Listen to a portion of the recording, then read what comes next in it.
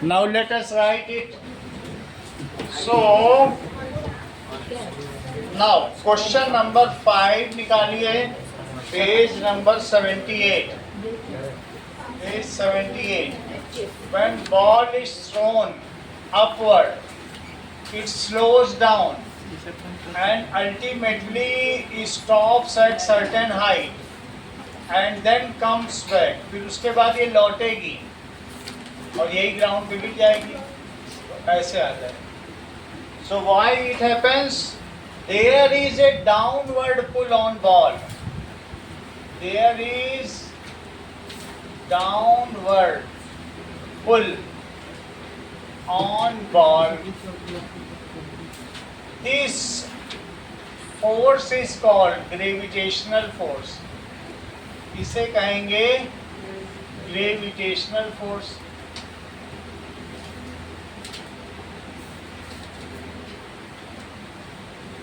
मान लो तुम आगे बढ़ते जा रहे हो तेजी से, कोई तुम्हारी कमीज पकड़ के पीछे खींचे तो क्या तुम्हारी स्पीड कम हो जाएगी? तो उसी तरीके से बॉल ऊपर जा रही है और उसको ग्रेविटी पीछे खींच रही है, तो क्या उसकी स्पीड कम हो जाएगी? जैसे तुम आगे जा रहे हो, फ्रिक्शन उल्टा लगे, उसको पीछे खींचे, तो फ्रिक्शन उसकी स्पीड को कम करता है कि नहीं करता है? उसी तरीके से ग्रेविटी भी करेगी. As gravity is acting opposite to motion. तो कौन कौन सा बताया गया है?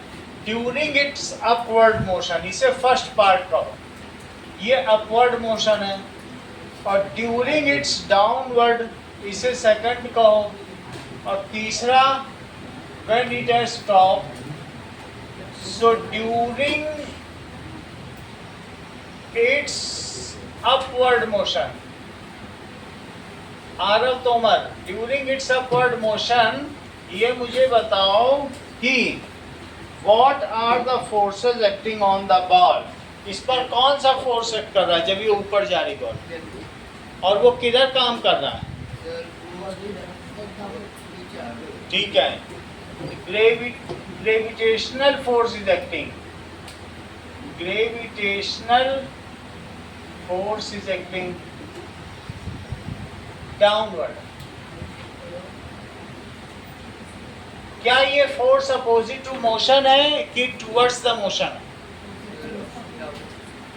नहीं, नीचे तो लग रहा है फोर्स. फोर्स तो तुमने फोर्स नीचे लग रहा है Fg, लेकिन ये बॉल ऊपर जा रही है. As this force is opposite to motion, so ball slows down. Opposite, जैसे हम आगे जाए, कोई कमीज पकड़ के खींचे और एक कमीज पकड़ के धक्का ही दे दे, तब तो हम और आगे हो जाएंगे. तो इस तरीके से as this force is opposite to motion, opposite to motion, so ball slows down. इसलिए बॉल स्लो होती जाएगी, slows down.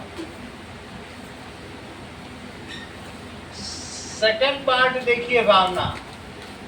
During its downward motion, जब ये नीचे आ रही है तब इस पर फोर्स कौन सा काम कर रहा है? बताओ भावना. है? ये किस डायरेक्शन में काम कर रहा है? और बॉल की डायरेक्शन क्या है?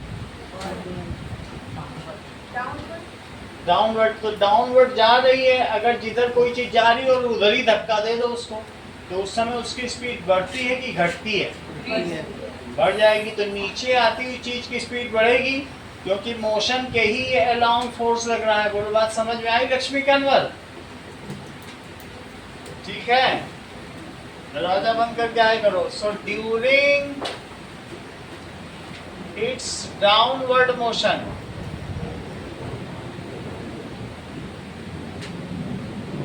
शिवांश सेंटेंस कंप्लीट करो. ड्यूरिंग इट्स डाउनवर्ड मोशन, हाँ बोलो. Gravitational force is acting. Gravitational force is acting, किधर काम करेगा? Downward. Is acting downward.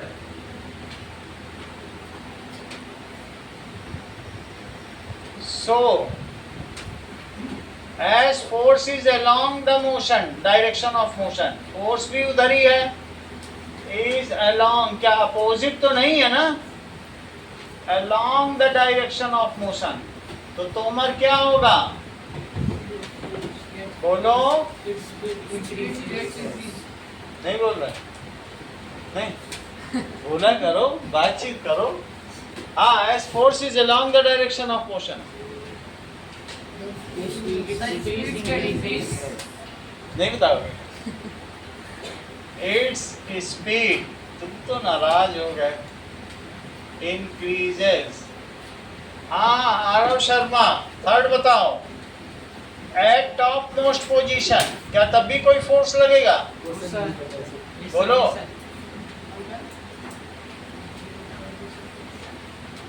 हाँ अंकन क्या बता रहे हो, टॉप मोस्ट पोजीशन पे क्या फोर्स लगेगा, नहीं लगेगा तो वहीं रुक जाएगी वो, और ऊपर फेंकोगे टंग जाएगी, रोज नहीं कॉस फुटबॉल खरीदो, और लगेगा तो नीचे आ जाएगी। Eight top most position when ball is at rest, momentarily वो रुकेगी, स्पीड कम होते होते रुकेगी, जैसे तुम दौड़ते दौड़ते जाओ और फिर लौट के आओ तो रुकना पड़ेगा, तभी तो लौट पाओ। So when ball is momentarily at rest then also, तो दिव्यांशु हर केस में पुल तो नीचे ही लगेगा, चाहे ऊपर जाए चाहे नीचे जाए चाहे हाईएस्ट पॉइंट, पुल किधर लगेगा, यहाँ पर भी अगर तुम देखोगे तो जो फोर्स है वो किधर लग रहा है, then also gravitational force acts in downward direction, gravitational force acts in downward direction। अगला सवाल देखें, कहा गया है 6th question, a ball is released from a point P and moves along a inclined plane, एक बॉल ऐसे फेंकी जाती है और वो यहाँ से लुढ़कते लुढ़कते उसकी रोलिंग पोजीशन ऐसे रोल होगी और रोल होके आगे भी बढ़ेगी, लुढ़कती लुढ़कती तो आगे बढ़ेगी, होगी कि नहीं होगी, तो ये A तक आ जाती है, it comes and stops at A पे रुक जा रही है रविंद्र, तो तुम्हें ये बताना है कि ऐसा तुम क्या करो कि ये बिफोर A रुक जाए और ऐसा तुम क्या करो कि ये आफ्टर ए रुके, तो पहले का आंसर दो, what to do,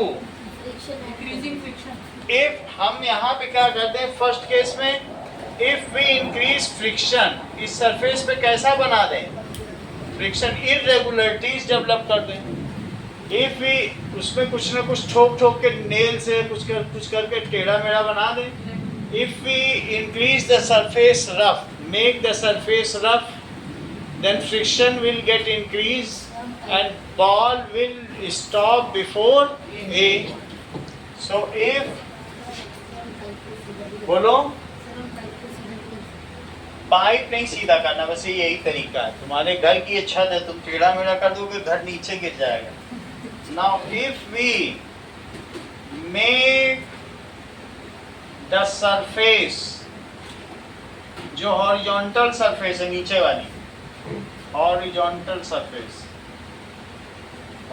surface before A, और वो भी बिफोर ए को तुम्हें रफ बनाना है, आफ्टर ए को रफ बनाने से कोई फायदा होगा, before a as rough surface, जैसे मैंने किया है Ananya, if we make horizontal surface before A as rough surface, then ball will stop before A, रुक जाइए, then ball will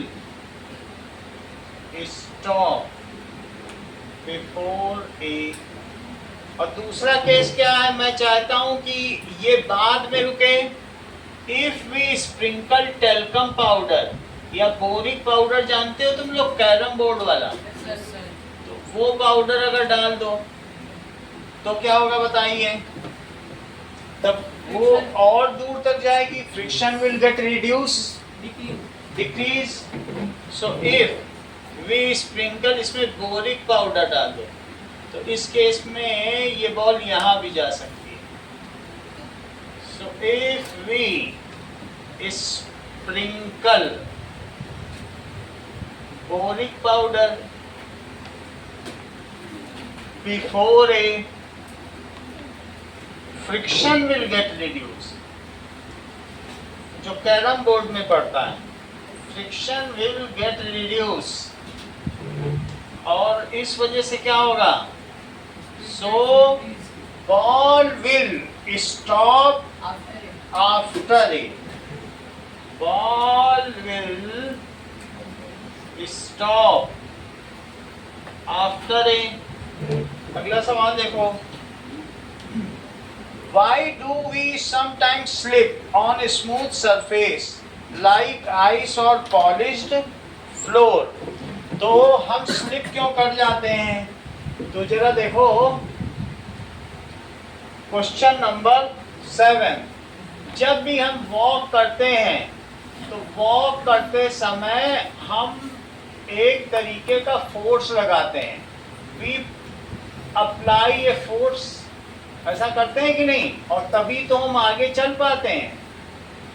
आगे कैसे चल पाते हैं, we apply a force then only we can move along a certain direction. ये तो हम ऐसे कर लेते हैं ना, ये सो वी अप्लाई, देखो हम क्या करते हैं बताइए, जब ये कर रहा है ये backward force, we apply backward force, ये रोलिंग है, तभी तो धरती में आगे पुश करती है, एक्शन के अगेंस्ट में रिएक्शन होता है। तुम किसी चीज को, इसको उधर पुश करो उधर, तो ये तुम्हें इधर धक्का देगी।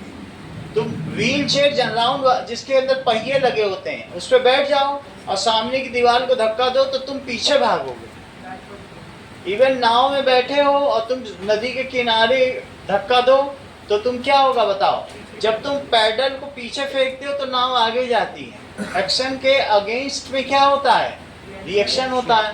तो इसलिए we push the ground backward और in this way we move in forward direction.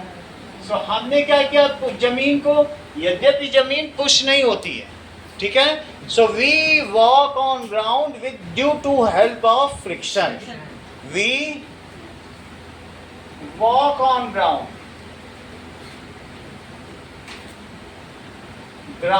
अगर तुमसे कहा जाए कि बिल्कुल तेल की जमीन पे चलो या बिल्कुल बर्फ पे चलो जो पिघल रही हो, we walk on ground due to friction, we push the ground back so we move forward। हमने ग्राउंड को पीछे पुश किया तो ग्राउंड ने हमें आगे पुश किया। we push the ground back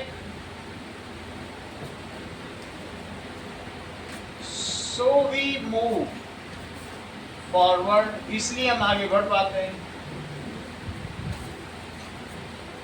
in absence of friction, जब बारिश का मौसम होता है तो क्या तुमने देखा है कि बहुत सारी गाड़ियां या स्कूटी स्किड कर जाती हैं। तो स्किड क्यों कर जाती हैं, क्योंकि फ्रिक्शन कम होता है, पानी भरा हुआ रहता है तो स्किड भी कर जाती है। पहाड़ियों पे और ज़्यादा होता है कि नहीं।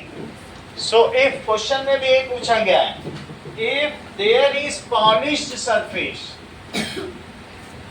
देयर इज पॉलिश्ड सरफेस में तुम अगर मॉल में दौड़ने लग गए और इट इज आइस, तुम सोचो आइस पे दौड़ने लग जाओ, then it has very less friction.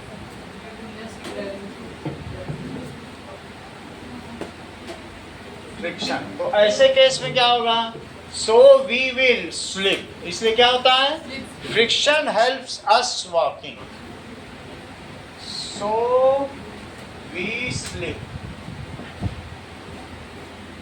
Friction, अगर ये देखो ऐसे चल रहे हैं गौरव, और मान लीजिए ऐसे चलते समय यहाँ पे फ्रिक्शन ना हो तो ऐसे गिर पड़ोगे, यही फिसल जाए तो मुंह के बल या हाथ के बल गिर पड़ोगे, यही हो ऐसे हो जाए तो ऐसे गिर नहीं पड़ेंगे।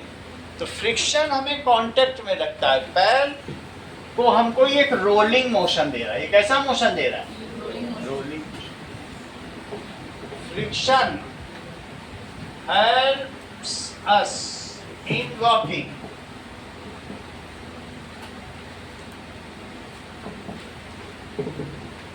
Is any force being applied to object in non-uniform motion? गौरव खींचिया, अगर एक नॉन यूनिफॉर्म मोशन होगा तो भी क्या उस पर कोई फोर्स एक्ट करेगा? हाँ, what do you mean by uniform motion? स्वरित, सर जो कांस्टेंट स्पीड में चले, हाँ, सर जो कांस्टेंट स्पीड में चले, जो कांस्टेंट स्पीड में एक ही डायरेक्शन में चले वो यूनिफॉर्म मोशन है। और non uniform motion, if speed changes और डायरेक्शन चेंजेस और बोथ चेंजेस।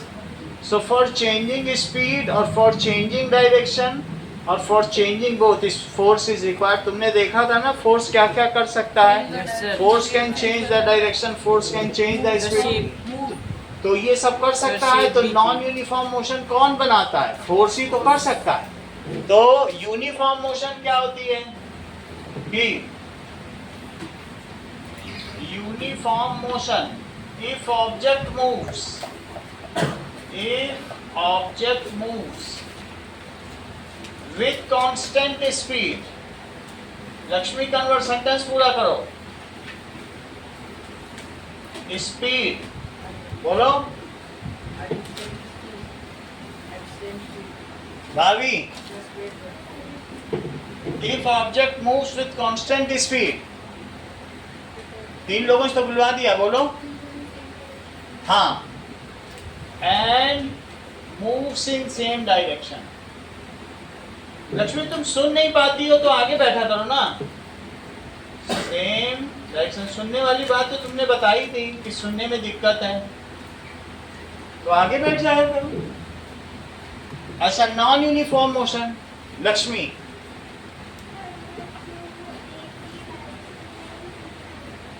बताओ बताओ, तुम तो इधर उधर की बात करने लग गई। नॉन यूनिफॉर्म मोशन भाभी बताओ। आ जाओ।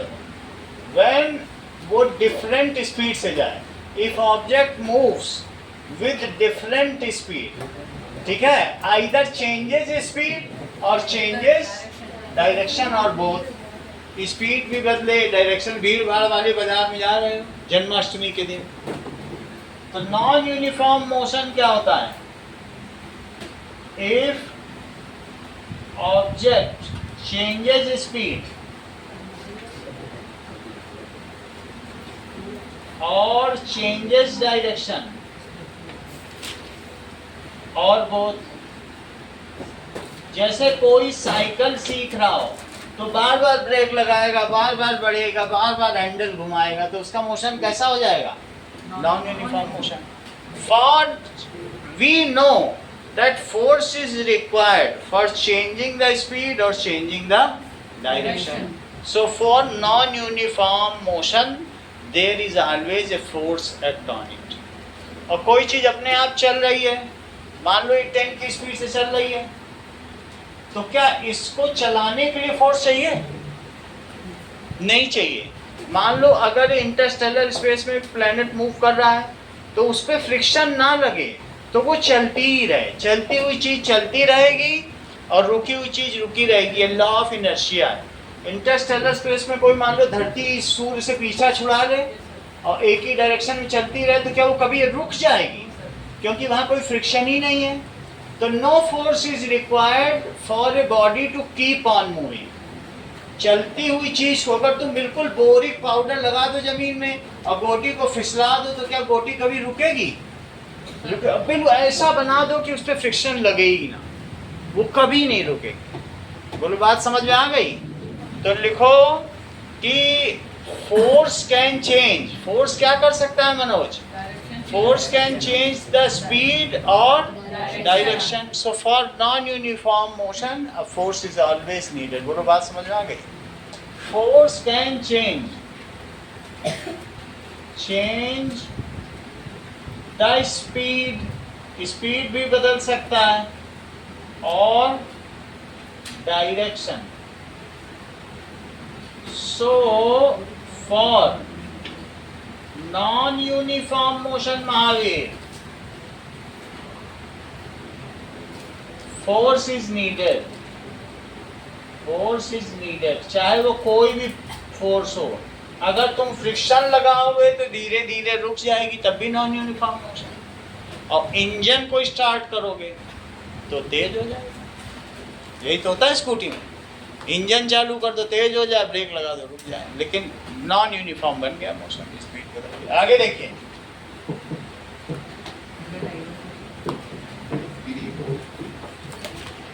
now Divyanshu, any force is required for uniform motion or not?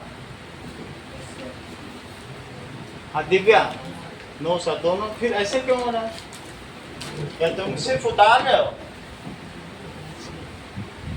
या कोई शरारत सूझ रही है? शरारत तो नहीं सूझ रही। हाँ, any force is required for uniform motion. F net is zero, इस केस में कोई फोर्स नहीं चाहिए, तभी चलती हुई चीज चलती ही रहेगी, उस पर कोई फोर्स ना लगाया जाए, फ्रिक्शन भी मत लगाओ ना, चलती रहेगी, डिस्टर्ब ही क्यों करो। तो यूनिफॉर्म मोशन में एफ नेट कितना होगा? जीरो। ये कब होगा बोलो? Uniform motion F net. बोलो बात समझ में आ गई? और नॉन यूनिफॉर्म है तो फोर्स लगाना बताया करो, जब पूरी क्लास बताए तुम भी बताओ।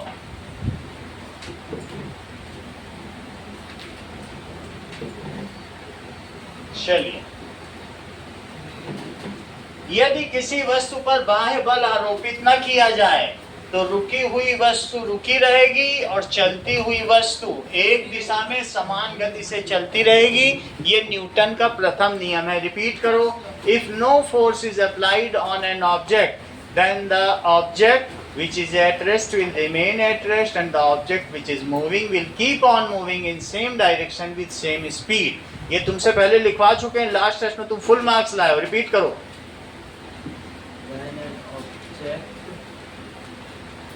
तुम बीच से तो सेंटेंस शुरू करो, पूरा कैसे करोगे? दिव्या रिपीट करो, सुनते रहना, नहीं तो इससे 10 बार बुलवाएंगे, देखेंगे कहाँ तक तुम्हारे दिमाग है। फिर से बोलो।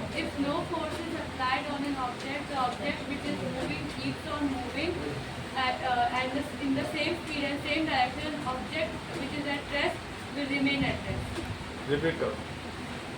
If no force applied on an object when the object in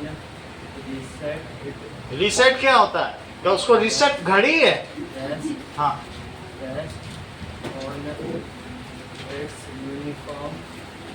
On its अंकन रिपीट करो, वो नहीं कर पा रहा है, करो।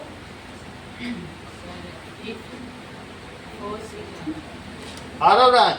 If no force is applied on an object when it is in uniform motion, it will continue to stay at the same speed and in the same direction. And if it is in non-uniform motion, then it will be rest. Then it will be at rest. Then if it is in uniform motion, it will continue its uniform motion. If it is at rest, then it will remain at rest. This is which law? First law of Newton. Newton, law of inertia. अब repeat कर सकते हो? छोड़ दो, जब भी 8th में आना तो करना, अभी तुम फील करो कि तुम एंजॉय करो सगन। चलो, the weight of an object on moon becomes 1/6। क्या तुम्हें ये बात पता है भाभी कि वेट मून पे कितना हो जाता है? 1/6. Weight of object on moon, it is 1/6 of weight of object on earth. Raghav Sharma, what causes this change? ऐसा क्यों हो जाता है? Does the mass of object becomes 1/6? तो तुम्हें मालूम है कि weight on मून, वेट का फार्मूला क्या होता है? m इंटू जी एम, और इसके वेट का फॉर्मूला क्या होगा? m इंटू जी, क्योंकि W का क्या फार्मूला होता है? m इंटू जी। तो ये मून का ग्रेविटेशनल एक्सीलरेशन है और ये अर्थ का ग्रेविटेशनल एक्सीलरेशन है। तो ये मुझे बताओ, क्या मास भी मून पे 1/6 हो जाता होगा? अगर तुम 40 किलो के हो तो वहाँ 6 किलो के बच्चे हो जाओगे, कि 40 ही किलो तुम्हारे अंदर अमाउंट ऑफ मैटर रहेगा? ऐसा तो नहीं हो जाएगा 6 केले ले जाओगे तो वहाँ एक ही केला बचेगा, बीच रास्ते में तुम खा लोगे सारे? नहीं खाओगे ना? ठीक है। So mass will not change. Mass change होगा क्या? Amount of matter. Mass means amount of matter and weight means gravitational pull. As moon is 100 times lighter than earth. Moon कितने गुना हल्का है? 100 times। से मून का मास देखोगे तो 7.6 into 10 to the power 22 है, और अर्थ का मास 6 into 10 to the power 24 kg। तो अर्थ 100 गुना भारी है। सही है? तो लिखो, moon is, Hitesh, 100 times lighter than earth, so its gravitational pull, इसलिए इसका नीचे की ओर खींचने की क्षमता कैसी है? Gravitational pull is 1/6 of that of earth। तो तुम्हें ये लिखना है कि mass of an object is independent of change of place. Mass of an object does not change place to place. एक जगह से दूसरी जगह तुम कोई बॉल ले जा रहे हो तो छोटी नहीं होती जाएगी, उतनी ही रहेगी। हाँ, उस पर पूरे सन पे चले गए तो उस बॉल को 100 हाथी ना उठा पाए। सन इतना पुल लगाए। सन हमारे से 1,00,000 गुना भारी है अर्थ से। ये तो 100 ही गुना भारी है, और अर्थ से 1,00,000 गुना भारी सन। अगर सन घड़ा है तो धरती सरसों का दाना है, इतने का फर्क। तो 13,00,000 धरतियां समा जाएंगी सन में। तो देखो, mass of an object, Shivan sentence पूरा करो,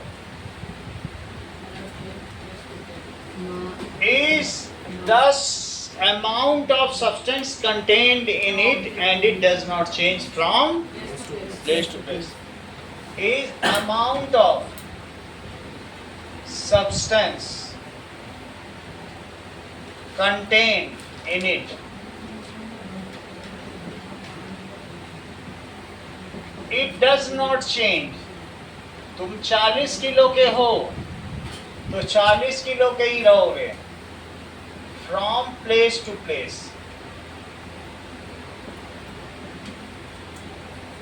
इतनी बात है।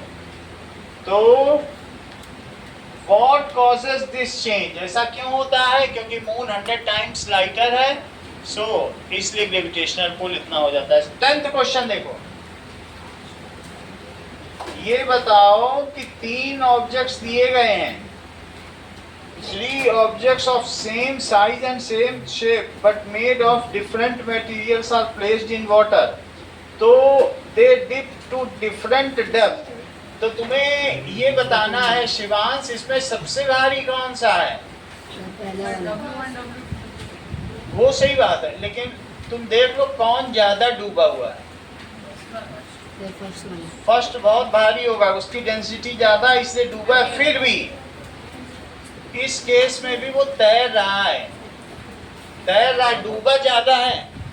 इसका मतलब फिर भी जैसे एक बिल्कुल हल्की सी चीज हो, बॉल हो, और एक बर्फ का टुकड़ा हो, तो बर्फ ज्यादा डूबेगी। और तुम वो उस दिन बॉल डाली थी कितनी जरा सी डूबी थी, और बैलून हो तो और जरा सी डूबेगा। और कोई बर्फ का टुकड़ा हो तो 9 हिस्से में से 8 हिस्सा डूबा रहेगा, 1 हिस्सा ऊपर है। ऐसा होता है कि नहीं? बर्फ तैरती रहती पानी में। सर इस पे अपवर्ड फोर्स कम लग रहा है। ये अभी हम देखेंगे। एक दूसरा केस देखो, अब ये दूसरा केस है, तो इस केस में ये दिखाया गया है कि सिलेंडर बाहर है और वो पानी में कितना डूबा हुआ है, तो पानी फिर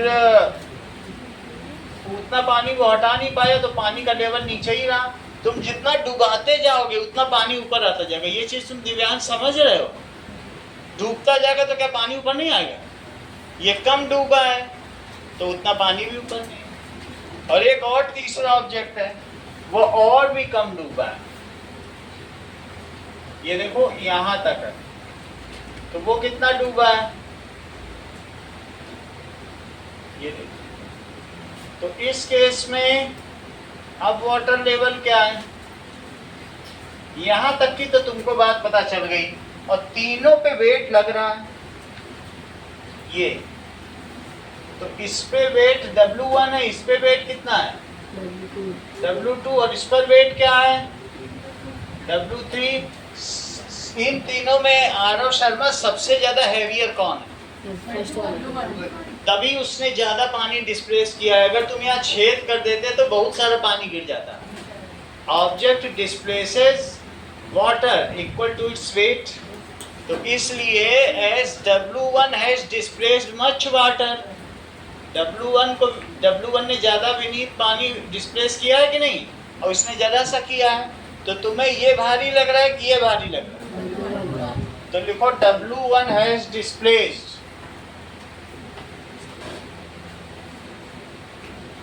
मच वाटर, तो ये आर्किमिडीज प्रिंसिपल है। सो W1 has is more, W1 की वैल्यू ज्यादा है और W1 का मास भी ज्यादा होगा, तो W1 से कम किसका होगा? W2 सबसे ज्यादा है, उससे W2 और W3। क्या आप मुझे विनीत बताएंगे कि इन तीनों में से कौन सा ब्लॉक बैलेंस फोर्स में है? W2 किसने बताया? वही इनामी व्यक्ति, करेक्ट। जैसा कि स्वरित ने बताया कि इन तीनों पे एक बियॉन्ड फोर्स लग रहा है, ये देखो, और नीचे की ओर क्या लग रहा है बताओ? ग्रेविटेशन। और ऊपर की ओर बियॉन्ड फोर्स। तो स्वरित ने देखो कितना अच्छा पता लगा लिया, बोला कि ये ब्लॉक ना इसमें कहीं जा रहा है, ना इसमें कहीं जा रहा है, ना इसमें कहीं जा रहा है। हाँ, कोई ज्यादा डूब के तैर रहा है, कोई कम डूब के तैर रहा है। अगर ये ऊपर या नीचे गया होता, इन्होंने यहाँ से देख के पता लगाया, बोले सर तीनों में ही अपने जीरो है। जब कोई चीज रुकी है और रुकी ही हुई है तो उस पर क्या फोर्स काम कर रहा है? अगर अनबैलेंस्ड होता, अगर ये वेट ज्यादा होता तो नीचे चली जाती, और उड़ के तो कोई चीज जा नहीं सकती। बियॉन्ड फोर्स कभी ऐसा हो सकता है कि W से ज्यादा हो जाए। पानी में डालो बॉल और उड़ जाए, स्विमिंग पूल में हम जाने लगे और फिर उड़ जाए, स्विमिंग पूल बाहर फेंक देगा? नहीं फेंक सकता। बियॉन्ड फोर्स तो कभी ज्यादा हो ही नहीं सकता। और स्वरित ने तुरंत पता लगा लिया कि sir in all the cases object is या block is at rest, so in all these three blocks are under balanced force। अगर वो तैर रहा है तो बैलेंस फोर्स है, और धीरे धीरे नीचे डूब रहा है तो अनबैलेंस फोर्स, वेट उसका ज्यादा है, और वो अपने वेट के बराबर पानी हटा ही नहीं पाया। बहुत भारी चीज ले लो मरकरी, तो क्या मरकरी के बराबर पानी हटा लेगी? डिब्बी दिखाई थी तुमको कितनी भारी सी थी, क्या वो उतना हटा पाएगी पानी? क्या अगल बगल का भी हटा देगी? हटो हटो हम आ रहे हैं, ऐसे कर पाएगी? अरे जितनी उसकी वॉल्यूम है उतनी ही हटा पाएगी, और वो पानी का वेट कम होगा। तो जो चीज अपने वेट से कम पानी हटाता फिर डूब ही जाता है। वेट ज्यादा है, बियॉन्ड फोर्स कम लगा पाए तो डूबेगी कि नहीं? तो तुम मुझे बताओ भाभी, इन तीनों में कौन बैलेंस फोर्स में है? तीनों, क्योंकि न ये ऊपर जा रहे हैं न नीचे जा रहे हैं, तीनों ही ब्लॉक एट रेस्ट पे हैं। As all three blocks are at rest, so all three are at balance force। ये नियम आज से स्वरित के नियम से जाना जाएगा, क्योंकि दिमाग लगा दिया उसने। As all three objects are at rest, so these are under balance force। तो कौन से दो फोर्स हितेश इन दोनों में बराबर है? सर ग्रेविटेशनल फोर्स और upward force. Yes, balanced force. इन तीनों केस में जो बियॉन्ड फोर्स है और जो वेट है वो बराबर है। रेस्ट के बाद क्या लिखना है? रेस्ट के बाद are at rest or as all these objects are so these are under balance force। किस केस में दिव्या बियॉन्ड फोर्स ज्यादा लग रहा है? हाँ, क्योंकि फर्स्ट का वेट ज्यादा है तो उसने ज्यादा पानी हटाया, और जो पानी हटता है वही बियॉन्ड फोर्स होता है। तो उसने देखो कितना हटा दिया, इतना डूबा है तो इतना हटाया होगा। तो पहले वाले केस में एफबी भी ज्यादा है, वेट तो ज्यादा है ही है, एफबी भी ज्यादा है, और इस वाले केस में वेट भी कम होगा, एफबी ज्यादा कम होगा। समझ में आ गई बात की नहीं? चलो आगे की बात करो। Now pressure, winds, storms and cyclone निकालो।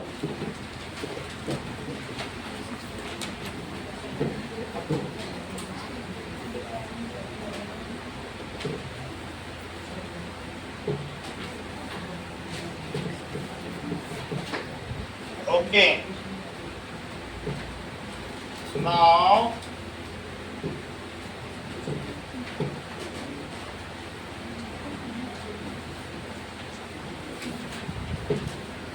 pressure,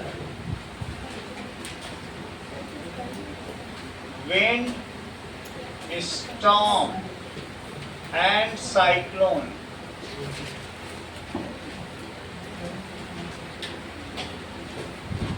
ये सभी कनेक्टेड है। अब हम लोग एयर के बारे में आ गए हैं। तो सबसे पहले आइए कि देखो एक डायग्राम बना हुआ है चैप्टर 6 में कि स्टॉर्म आने वाला है समुद्र के किनारे, तो सब लोग भाग रहे हैं, और ऐसे में कभी कभी सुनामी भी आ जाता है।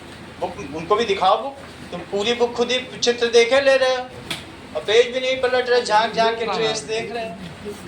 ठीक है, देखो। So what is fluid? Fluid क्या होता है? फ्लूइड जो चीज फ्लो कर सकती है, that is anything which can flow if boundaries are removed, it is called fluid। मान लीजिए हमारे पास एक इस तरीके का बॉक्स है, और उस बॉक्स में हमने क्या किया, इसको खोल दिया। तो अगर ये खोल दिया जाए तो क्या ये इससे बहने लगेगा, इसका liquid? So if boundaries are removed or anything can flow, then it is called fluid।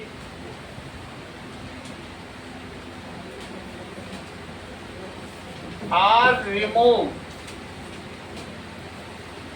and anything can flow।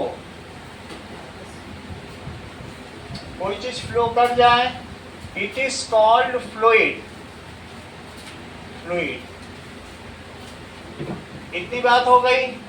Air is fluid and water भी क्या है? बिल्कुल सही, वाटर भी फ्लूइड है, हनी भी फ्लूइड है। जो भी गैसेज है वो सब फ्लो कर सकती हैं, ये फ्लो करती है, they can flow. What is pressure? Pressure क्या होता है? Perpendicular force. ध्यान दीजिएगा, अगर हिमांशी हम ऐसा फोर्स लगाएं किसी पे तो ये प्रेशर है। हम खुद भी खड़े हैं तो जमीन पे परपेंडिकुलर फोर्स लगा रहे हैं। क्या लगा रहे हैं? और ऐसे करें तो नहीं है प्रेशर। ऐसे फोर्स लगाएं तब प्रेशर नहीं, बिल्कुल ऐसे खड़े होकर प्रेशर लगाएं। या ये अगर मैं बोर्ड पर ऐसे प्रेशर लगाऊं तो ऐसे फोर्स लगाऊं तो प्रेशर नहीं। परपेंडिकुलर फोर्स, ध्यान दो, कैसा force? Perpendicular force applied on any surface is called pressure. बोलो, बात समझ में आ गई? देखो, perpendicular force applied on a surface is called pressure. मान लीजिए ये 1 मीटर की सरफेस है अंकन, अब मैं इस पर पूरा ऊपर से फोर्स लगा रहा हूं,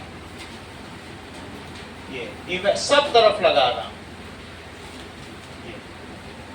मैंने परपेंडिकुलर फोर्स लगाया। तो तुम मुझे बताओ कि इस केस में प्रेशर होगा कि अगर मैं इस पर ऐसे फोर्स लगाऊं तब प्रेशर होगा?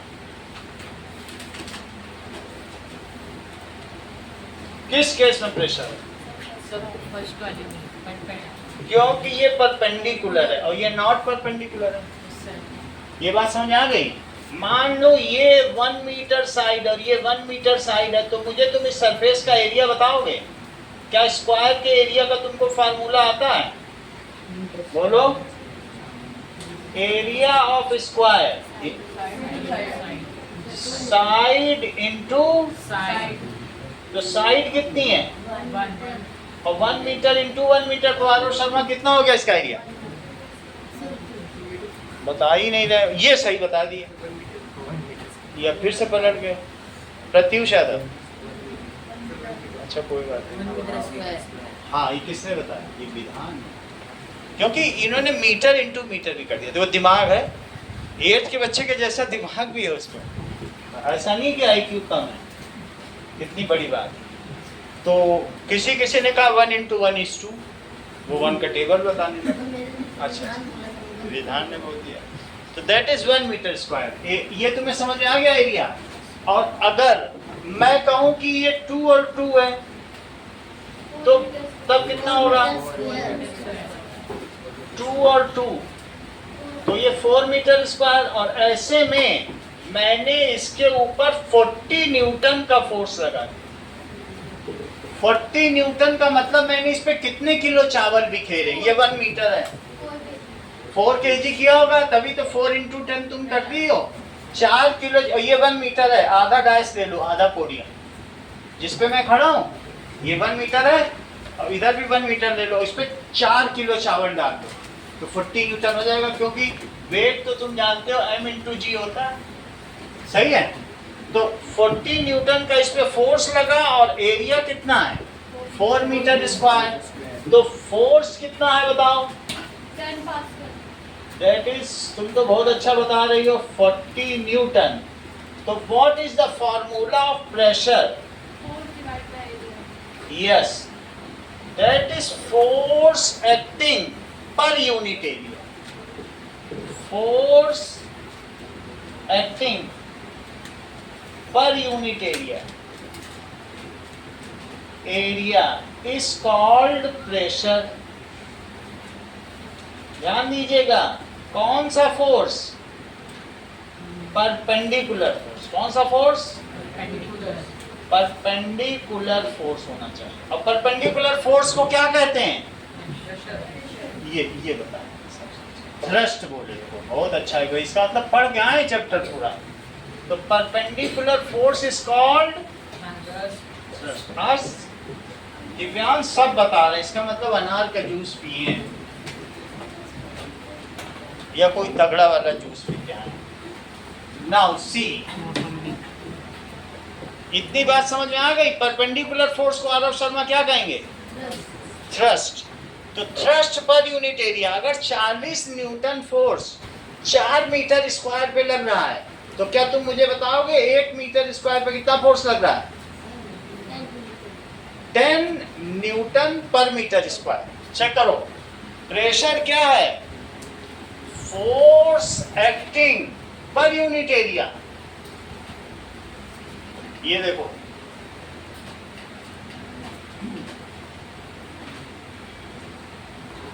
मेरा कहने का मतलब है कि थ्रस्ट क्या होता है ये बताओ। Perpendicular force acting on surface is called thrust। क्या अभी मैं अर्थ पे थ्रस्ट लगा रहा हूं मैं जबकि सीधा खड़ा हूं? क्योंकि परपेंडिकुलर फोर्स है ये, तो थ्रस्ट हो गया। अब जरा देखो फोर्स का क्या फार्मूला है दिव्याधिकारी, प्रेशर का। सर प्रेशर का है force divide by area newton divide by metre square. सही है, that is force divide by area. अब चेक कर लेते हैं तुम्हारी बुक में लिखा हुआ, क्योंकि आगे की सारी बुक में थ्रस्ट लिखा है, तो चलो कोई बात नहीं, तुम्हारी बुक में तो 81 पेज पे ही लिखा है, जो कि तोमर देख ही रहे, तोमर के सामने में है। तो अब दोनों में वैल्यू रखो तोमर, दोनों में वैल्यू रखो। इतने कमजोर नहीं जितने बन रहे हो। हाँ बोलो, वैल्यू रखो। सब रख चुके हैं, अब तुम्हें रखना है। बोलो आरुष, ऊपर कितना रखें फोर्स?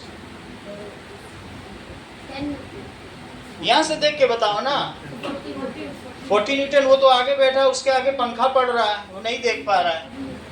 40 न्यूटन, और एरिया कितना है? 4 मीटर स्क्वायर। तो यहाँ तक समझ आए, कॉमन इंटेलिजेंस होनी चाहिए। मैं ये नहीं कह रहा हूँ बिल्कुल शार्प हो, लेकिन ये ऐसा डम्ब बनने की एक्टिंग मत करो। कॉमन इंटेलिजेंस रखने को बोल रहा हूँ, रखी हुई चीजें सब सिर्फ उतारने को, उतना होना चाहिए। देखो तो क्या आ गया आंसर? आंसर बताओ तुम। 10 के आगे तो बोलो, बोलो। और पर मीटर स्क्वायर कौन बोलेगा? 10 न्यूटन पर मीटर स्क्वायर, 10 न्यूटन पर मीटर स्क्वायर। तो प्रेशर की यूनिट क्या हो गई? प्रेशर किसमें नापा जाता है? न्यूटन पर मीटर स्क्वायर। या इसी चीज को तुम ये भी कह सकते हो 10 पास्कल, या ये कह सकते हो इसी चीज को 10 PA। क्यों? क्योंकि प्रेशर की डेफिनेशन किसने दी थी? ब्लेज पास्कल ने। किसने दी थी? So pressure was first defined by.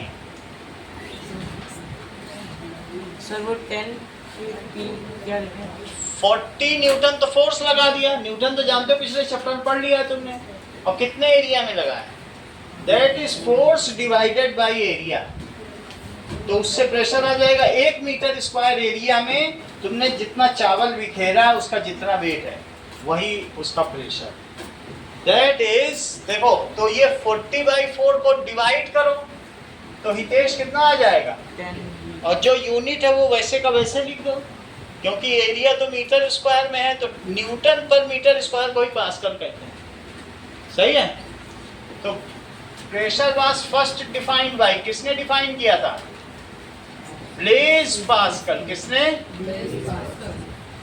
तो इसलिए यूनिट ऑफ प्रेशर,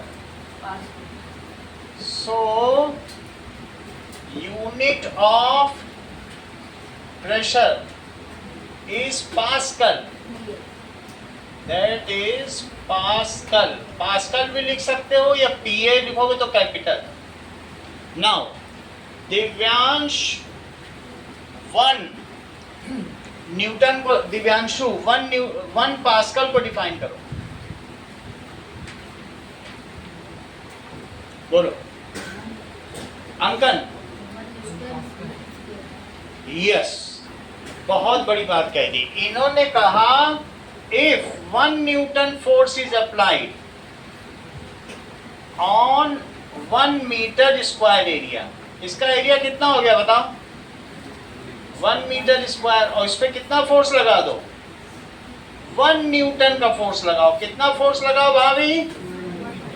1 न्यूटन, यानी 0.1 kg। अगर तुमने 0.1 kg लिया और उसको 10 से मल्टीप्लाई करो, 10, क्योंकि वो मीटर पर सेकंड स्क्वायर, तो कितना आ जाएगा? 1 आ जाएगा।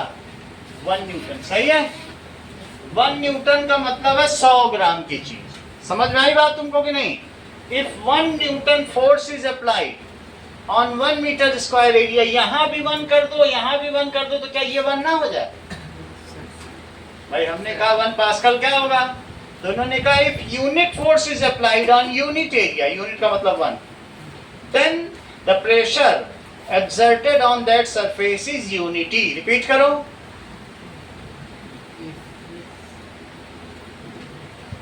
तुम तो चेहरा देखने लग गए। आरव राज, अगर इकाई बल इकाई क्षेत्रफल पर आरोपित किया जाए तो उस पर लगने वाला दबाव भी इकाई होगा। बोलो, रिपीट करो। If unit force is applied on unit area, हाँ। then the pressure exerted is called unit. Repeat करिए। If मेरा कहने का मतलब है प्रेशर का फार्मूला बताओ। force upon area, सही है। और एफ की जगह क्या रख दो? हाँ, देख के बताओ। 1 न्यूटन। और एरिया की जगह क्या रख दो? 1 मीटर स्क्वायर। तो आंसर क्या आएगा? 1 न्यूटन पर मीटर स्क्वायर, या इसे तुम 1 पास्कल भी कह सकते हो। अब रिपीट करो। If unit force, unit force का मतलब 1 Newton force if unit force is applied on the unit area, हाँ, then the pressure is unit. Pressure acting on that area Then pressure acting on it on the area is unity. Repeat करो uncle. When the 1 Newton pressure is acting on newton को pressure बोलोगे, यानी पिछला chapter ही भूल गए तुम। अब इतने बुरे दिन आ गए कि प्रेशर की यूनिट न्यूटन बोलोगे। अरे वेट बोल देते अगर गलती करना था, फोर्स बोल देते, ग्रेविटेशनल फोर्स। तुम तो हर रास्ता देखो। वो गौरव कितना अच्छा बताता है। बोलो गौरव, इसको डिफाइन करिए 1 पास्कल को।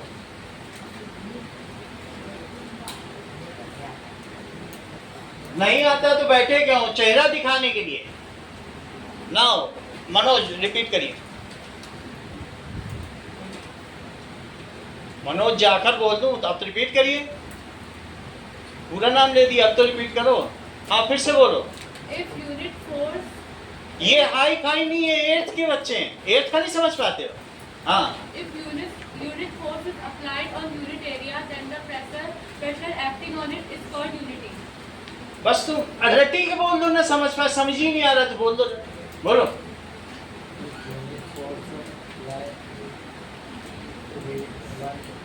यदि इकाई बल इकाई क्षेत्रफल पर आरोपित किया गया हो तो उस क्षेत्रफल पर लगने वाला दबाव भी इकाई होगा। हिंदी या इंग्लिश दोनों में कुछ नहीं आता। भाभी रिपीट करो। When 1 Newton force is applied on 1 meter square area, then the pressure acting on that area is 1 Pascal. Repeat करिए। बोलो। 1 न्यूटन फोर्स इज अप्लाइड। कितना फोर्स अप्लाई किया गया? कितने एरिया पे? 1 मीटर स्क्वायर एरिया। तो दोनों 1 को डिवाइड करो, 1 आएगा। Then the pressure acting on that surface is 1 pascal. अब रिपीट करो। When 1 न्यूटन फोर्स बोलो, अभी वो प्रेशर बोल चुका है। हाँ, When 1 Newton force is applied on 1 meter square, then area, in that area, then pressure will act on कितना प्रेशर एक्ट करेगा? 1 Newton per meter square. Yes. Pascal. तो लिखो इस चीज को। If 1 Newton force is applied. हाँ बोलिए। हाँ जी बोलिए। हाँ हाँ बोलिए।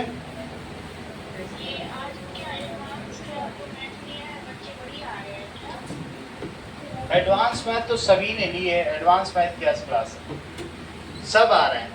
कृष्णा तो ले ही रहा 2 दिन से क्लास।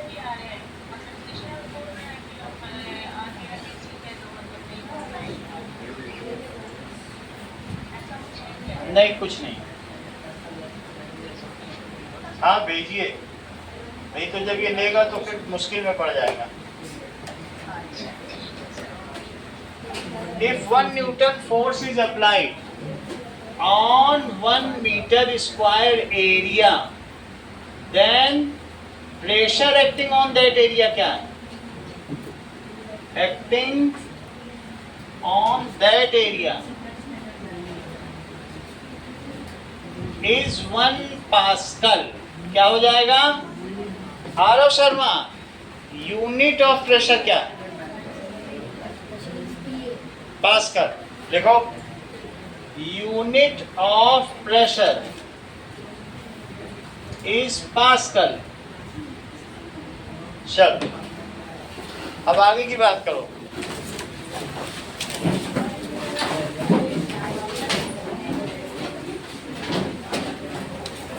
सर बंद कर दूं? हाँ